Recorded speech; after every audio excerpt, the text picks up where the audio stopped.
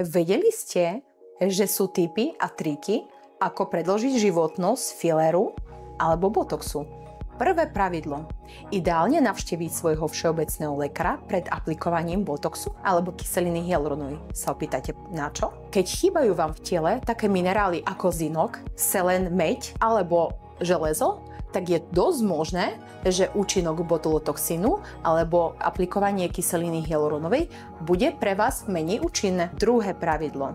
Pred návštevou estetickej kliniky skúste si podporiť svoje telo kolagénom alebo kyselinkou hyaluronovou. Prečo?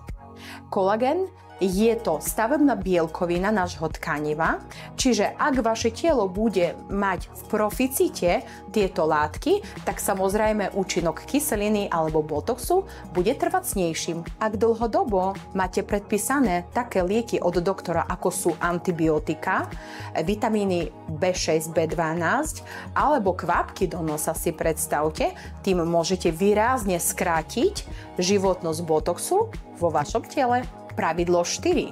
Snažte sa vyhybať takým procedúram ako solárko, saunovanie, laserové procedúry alebo iné teplové vplyvy, ktoré môžu takisto znížiť účinok botoxu alebo kyselinky hyaluronovej, alebo teda urýchliť metabolizmus a vylučovanie týchto látok z tela. 5. pravidlo. Od Estelle Clinic nikdy nešetrite na materiále a nechajte si poradiť od doktora, koľko jednotiek odporúča vám aplikovať. Svaly na tvare nefungujú izolovane, fungujú spolu. Preto vám odporúčame stále nechať na lekára, akú dávku vám pichnúť a koľko konkrétneho materiálu vám odporúča.